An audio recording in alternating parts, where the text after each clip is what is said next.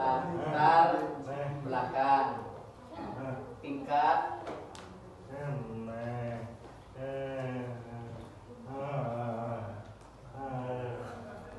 kesejahteraan guru di Indonesia masih sangat rendah, terutama bagi guru honorer, gaji yang tidak layak, membuat banyak guru kesulitan memenuhi kebutuhan hidupnya. Kondisi ini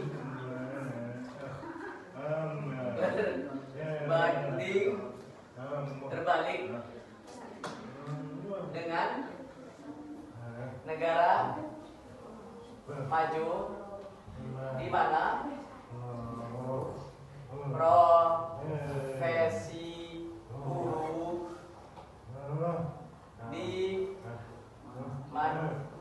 dihargai tinggi.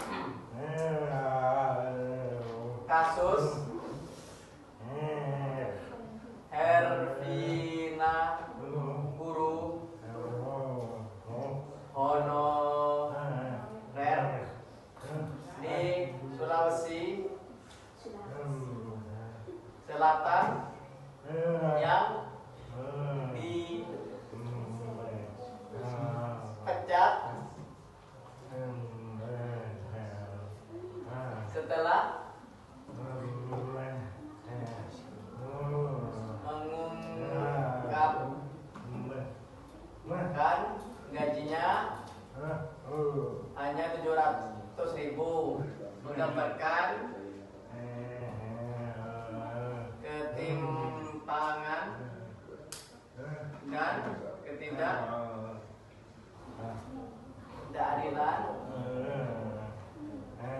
stroke, kurang dalam sistem pendidikan Indonesia, rendahnya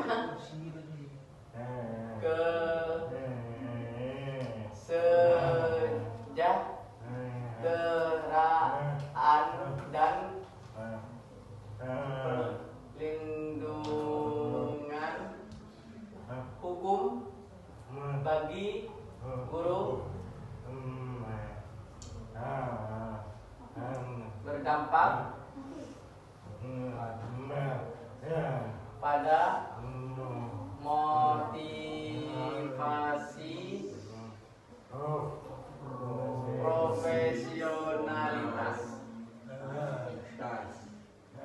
dan kualitas pendidikan.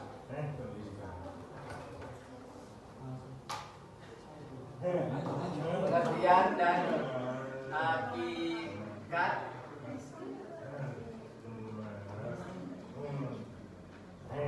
profesi guru. Guru adalah seorang yang memberikan ilmu pengetahuan kepada peserta didik, baik di lembaga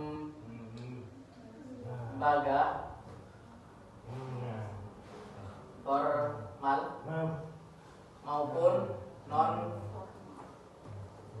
formal, seperti di rumah, masjid, atau lingkungan masyarakat.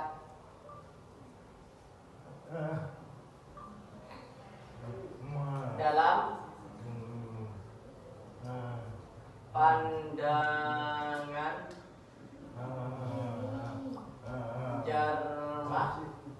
Jamarah 2000 tahun 2014.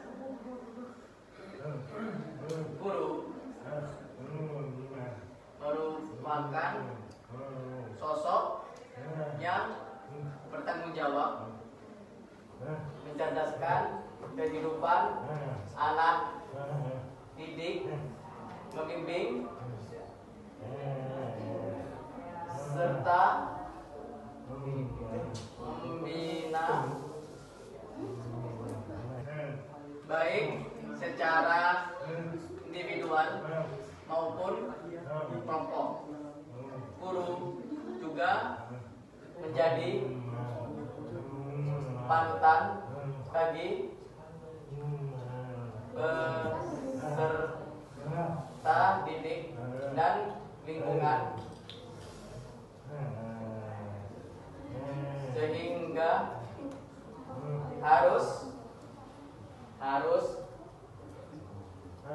memiliki kepribadian yang bertanggung jawab, berwibawa, mandiri, dan disiplin.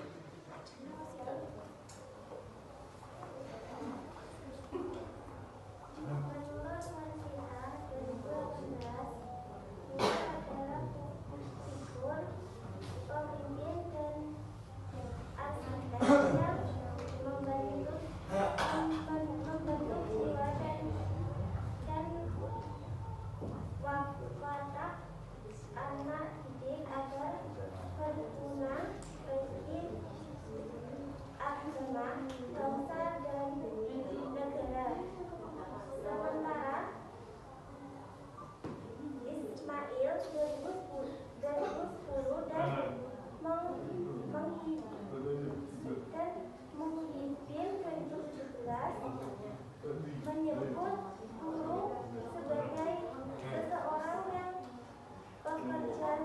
yang pekerjaannya mengajar dan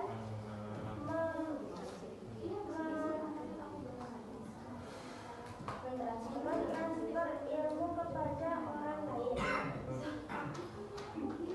Selain itu, Hamzah 2015 menjelaskan bahwa guru adalah pendidik formal dan di sekolah yang tidak hanya mengajar tetapi juga membimbing peserta didik dalam mengembangkan pengetahuan, keterampilan dan sikap agar mencapai kedewasaan. Dengan demikian, guru tidak hanya berperan sebagai penuh profesional. UU nomor 14 tahun 2005 1. Kompetensi pedagogi. Kompetensi pedagogi merupakan suatu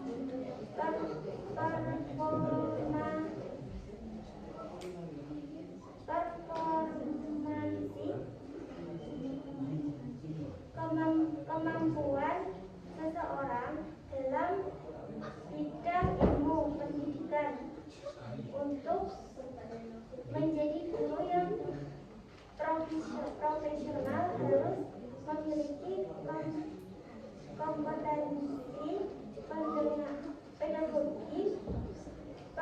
pedagogik, yaitu kemampuan guru memahami, merancang, melaksanakan, dan mengevaluasi pembelajaran.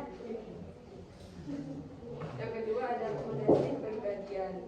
Ini merupakan pribadi guru yang terintegrasi dengan penampilan kedewasaan yang layak diteladani, memiliki sikap dan kemampuan memimpin yang demokratis serta mengayomi peserta didik. Individu dapat menggunakan strategi seperti rehabilitasi,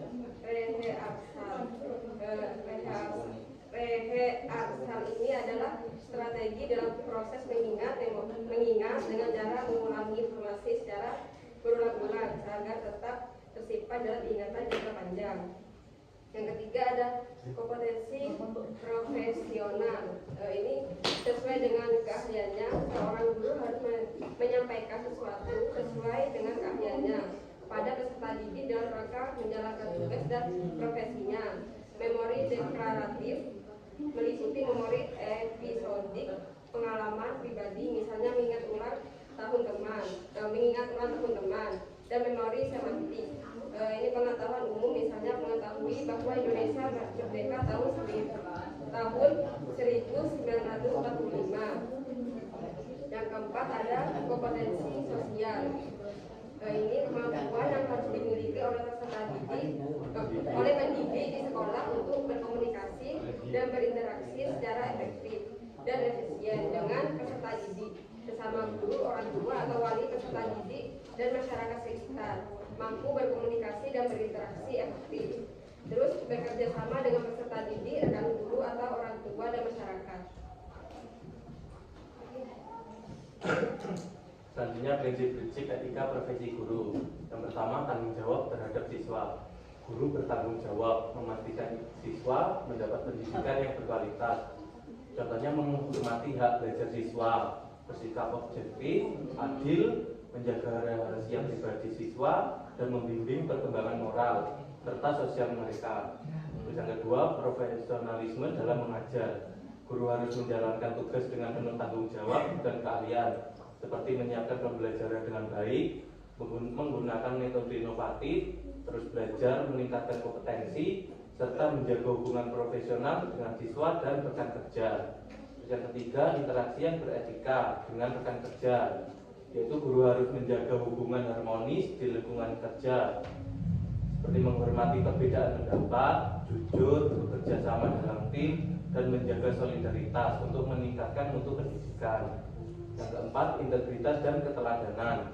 Guru menjadi panutan bagi peserta didik, seperti menunjukkan kejujuran dalam mengajar dan menilai, menghindari tindakan tidak etis seperti pilih kasih, serta bersikap disiplin, santun, dan berwibawa. Terus yang kelima, keterlibatan dalam masyarakat. Guru berperan aktif dalam kehidupan sosial dan pembangunan pendidikan, seperti berpartisipasi dalam kegiatan masyarakat, menjaga nama baik profesi guru, dan menjadi inspirasi dalam meningkatkan literasi serta semangat belajar di lingkungan sekitar. Landasan hukum profesi guru. Landasan hukum profesi guru diatur dalam Undang-Undang Nomor 14 Tahun 2005 tentang guru dan dosen, serta Permendikbud Nomor 7 Tahun 2021, yaitu yang berbunyi Undang-Undang Nomor 14 Tahun 2005 menegaskan bahwa guru adalah tenaga profesional yang berhak memperoleh penghasilan layak, jaminan kesejahteraan, perlindungan hukum, promosi jabatan, dan kesempatan meningkatkan kompetensi. Undang-undang ini menempatkan guru sejajar dengan profesi lain yang memiliki tanggung jawab besar dalam mencerdaskan kehidupan bangsa. Sementara itu, Permendikbud Nomor 7 Tahun 2021 memperjelas hak-hak dasar guru, termasuk bagi guru non-PNS seperti guru honorer, dan guru yayasan.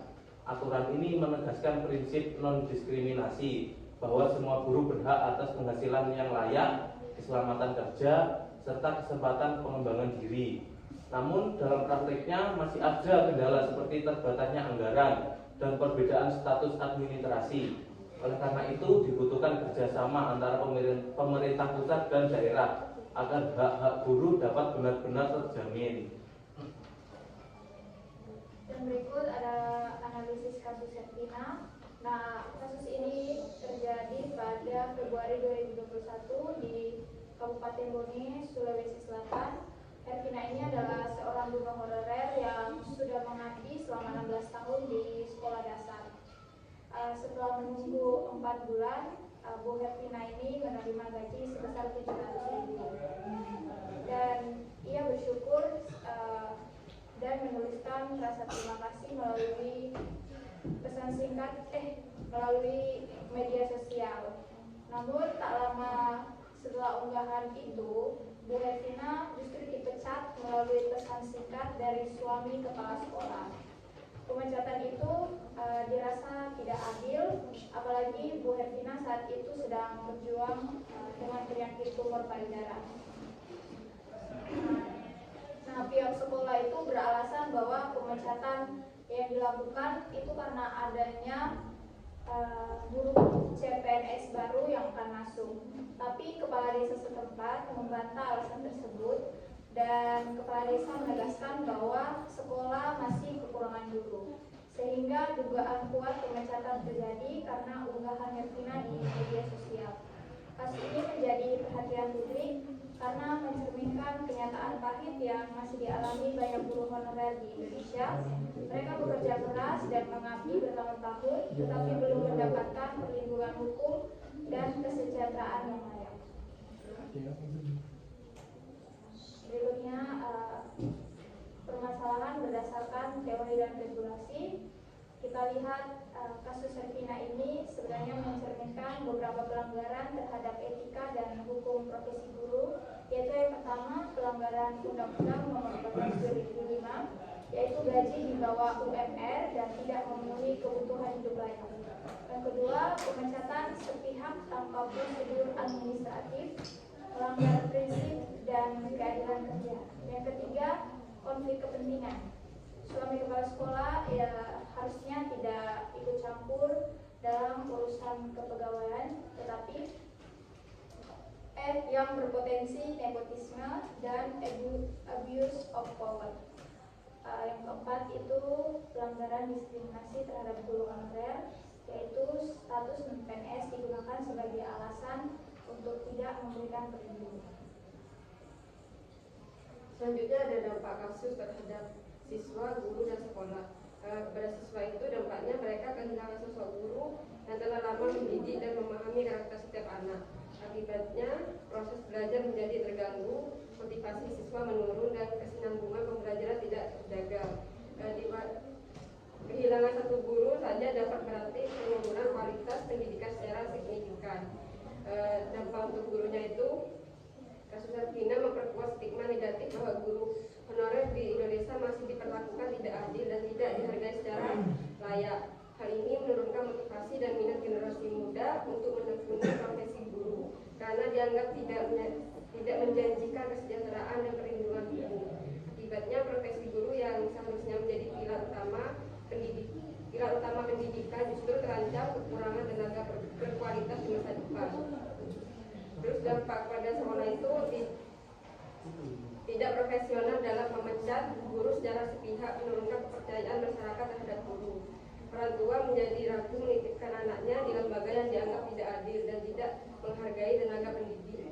Citra sekolah tercemar dan hubungan antara pihak sekolah, guru serta masyarakat sekitar menjadi renggang dalam jangka panjang. Hal ini bisa menurunkan dukungan publik dan partisipasi komunitas terhadap kegiatan sekolah.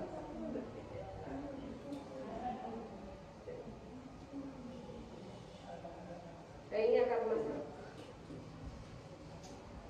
Ini ada akar permasalahannya. Pertama, sistem rekrutmen dan status kepegawaian dan timpang. Terus minimnya anggaran daerah untuk guru non PNS honorer jauh di bawah standar. Terus lemahnya pengawasan dari dinas pendidikan terhadap praktik kepala sekolah.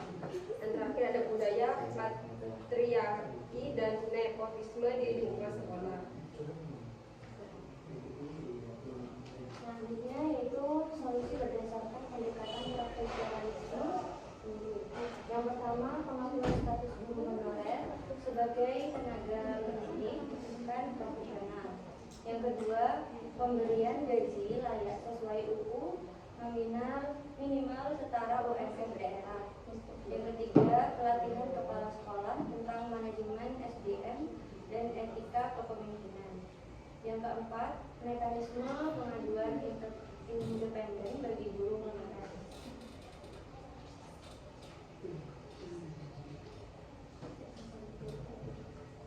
Peran lembaga pendidikan dan pemerintah dalam menyelesaikan kasus.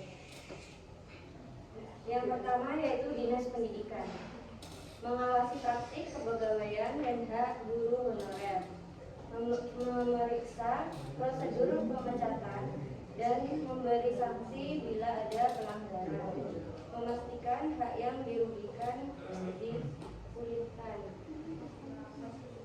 Yang kedua, Kementerian Pendidikan mempercepat pengangkatan guru honorer menjadi ASN atau PPPK.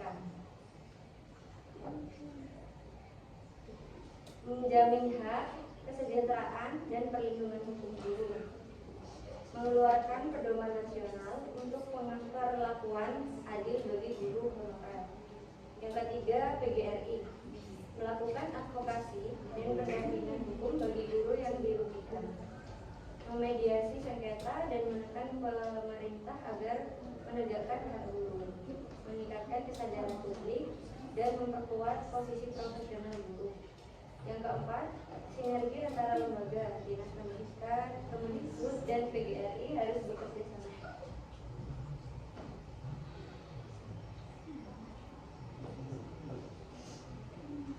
Strategi pencegahan kasus serupa di masa depan, yaitu transparansi anggaran untuk guru honorer di setiap sekolah, audit berkala oleh Inspektorat Daerah terhadap pengelolaan tenaga pendidik, pendidikan literasi digital bagi guru, penguatan desentralisasi pendidikan dengan memastikan daerah terpencil tetap mendapat prioritas.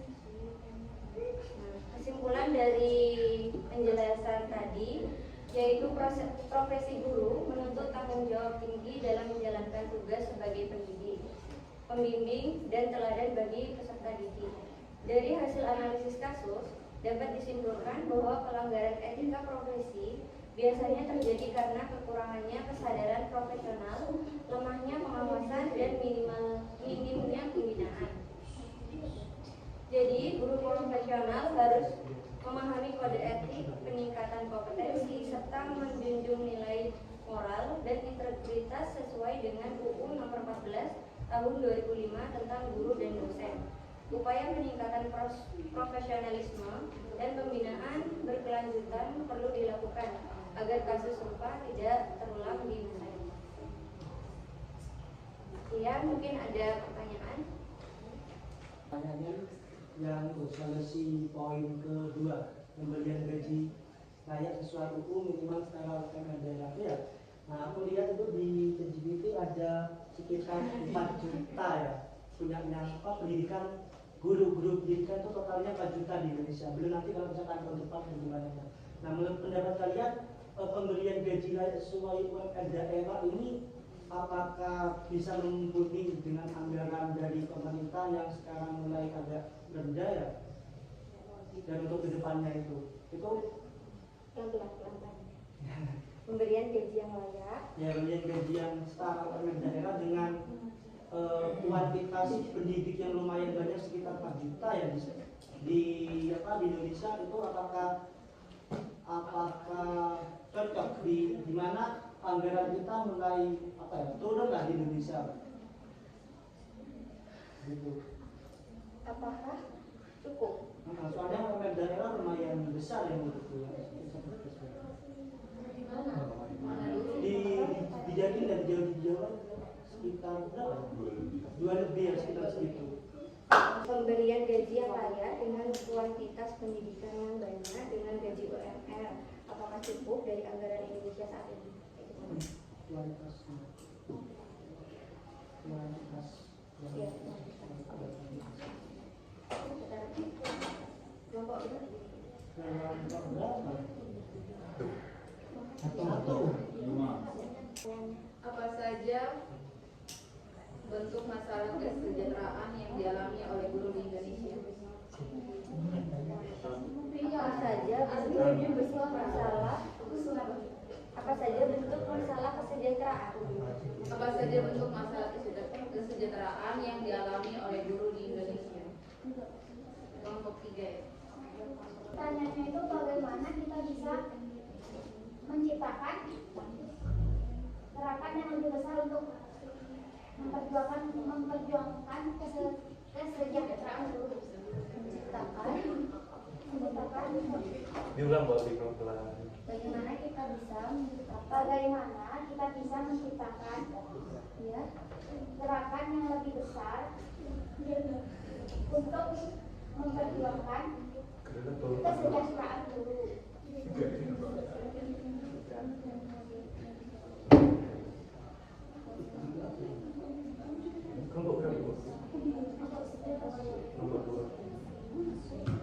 Kan selama ini kan kita obrolin tentang gaji kan. Terus di otakku tuh sejauh apa sih standar upah guru itu untuk meningkatkan kualitas di Indonesia. Terus apa sih gitu, upah seberapa yang harusnya dicapai guru untuk meningkatkan kualitas pendidikan di Indonesia gitu sih. Kalau nggak make sense, kalau nggak make sense. Apakah ada patokannya atau enggak? Meningkatkan pendidikan, kualitas pendidikan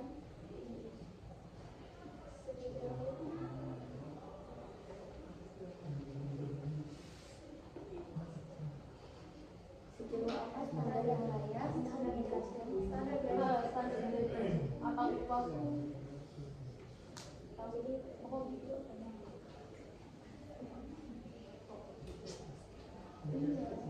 gitu. Nomor berapa sih? Nomor berapa? kelompok berapa? Dua. Baik, saya akan menjawab pertanyaan nomor 3 dari Mbak Ovi. Bagaimana kita bisa menciptakan gerakan yang benar untuk memperjuangkan kesejahteraan guru? Yaitu yang pertama, bangun kesadaran dan solidaritas. Yang kedua, organisasi yang kuat dan representatif. Yang ketiga, tekan kebijakan yang adil dan berpihak. Terus keempat, aksi kolektif yang damai dan strategis. Selanjutnya, penguatan profesionalisme dan martabat. Dan terakhir, jangka panjang, ubah paradigma sistem pendidikan. Yaitu yang pertama, bangun kesadaran dan solidaritas internal, yaitu edukasi sesama guru, mensosialisasikan hak-hak guru berdasarkan undang-undang, misalnya undang-undang guru dan dosen, PP dan Permen, agar guru sadar akan hak mereka. Bangun solidaritas, membentuk komunitas atau forum guru di tingkat sekolah, kecamatan, kabupaten atau kota hingga nasional yang saling mendukung. Terus yang kedua, organisasi yang kuat dan representatif. Itu sudah di Perkuat organisasi profesi, manfaatkan PGRI atau bentuk serikat guru independen yang benar-benar representatif dan akuntabel. Transparansi dan partisipasi. Organisasi harus mengedepankan transparansi, akuntabilitas dan partisipasi aktif anggota-anggotanya. Kolaborasi lintas sektor, libatkan organisasi masyarakat sipil, akademisi, media, dan orang tua murid sebagai mitra strategis. Terus tekan kebijakan yang adil dan berpihak. Lobby kebijakan, lakukan pendekatan langsung ke DPR, dan Dinas Pendidikan, Kemenpan, dan Kemendikbudristek dengan proposal kebijakan konkret. Dorong reformasi sistem, misalnya penyetaraan gaji guru honorer dengan PNS, pengurangan beban administratif yang tidak relevan. Terus manfaatkan momentum politik, gunakan masa kampanye, pemilu atau APBN sebagai momentum untuk mendorong janji politik terkait guru.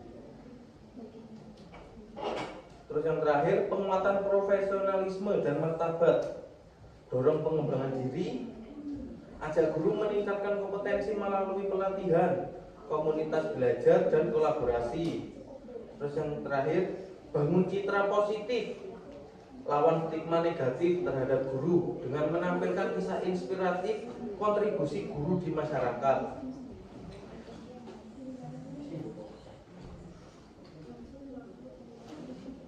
Sudah, jadi gerakan yang benar ada 1, 2, 3, 4. Itu Mbak Ovi. Bangun kesadaran dan solidaritas internal. Terus organisasi yang kuat dan representatif. Tekan kebijakan yang adil dan berpihak. Terus penguatan profesionalisme dan martabat. Jadi itu gerakan yang benar untuk memperjuangkan kesejahteraan guru, Mbak Ovi. Ya baik, apakah bisa diterima? Jangan cukup. Terima kasih. Nah, ini akan menjawab pertanyaannya Muhib sama Siva. Ini jadi satu ya. Soalnya kan tadi pertanyaannya hampir sama, standar gaji Upah atau upah guru.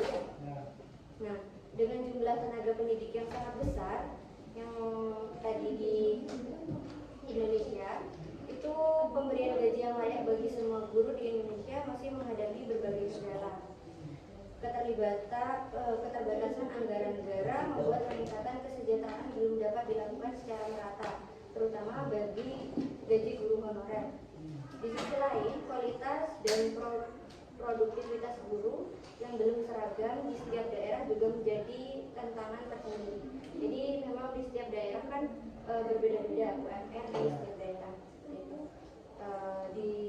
Oleh karena itu diperlakukan upaya bertahap dan berkelanjutan melalui peningkatan status kepegawaian, efisiensi anggaran, serta peningkatan mutu pendidikan agar kesejahteraan guru dapat tercapai secara adil dan profesional. Jadi untuk pemberian gaji itu kan dilihat juga dari dana bos, terus tunjangan,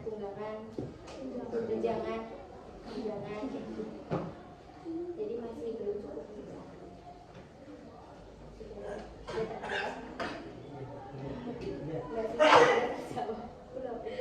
Masih belum. Iya, maksudnya sejauh apa sih upah terhadap peningkatan kualitas? Kayak dibahas kan upah-upah besar. Apa upah itu cuma kualitas di Indonesia gitu? Kalau menurut saya guru ini kan kalau tanda jasa. Nah, gaji yang diberikan itu mendukung kebutuhan dan meningkatkan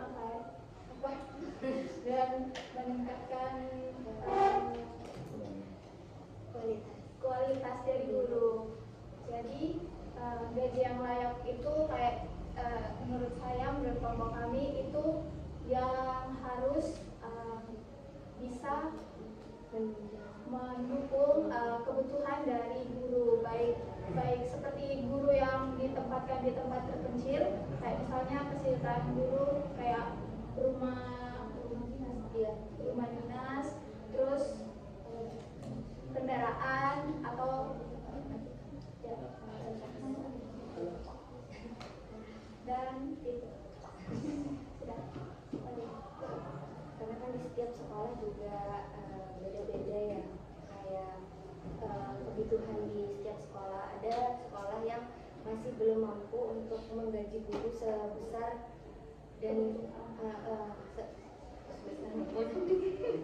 kebutuhan yang diperlukan. Apalagi kadang ada sekolah yang masih kekurangan seperti buku, terus fasilitas sekolah itu masih banyak yang kurang.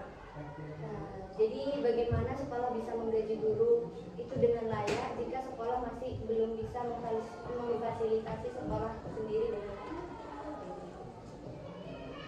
Izin menambahkan, jadi untuk tiap daerah itu tiap lembaga beda dana bosnya ya. Nah, jadi untuk penggajian guru di tiap daerah itu tidak ada patokannya, tidak ada tolak ukurnya atau patokannya. Daerah Jember segini gajinya, jadi itu nggak ada, itu kebijakan sesuai sekolahnya. Kalau masih kurang jelas, mungkin ada tambahan.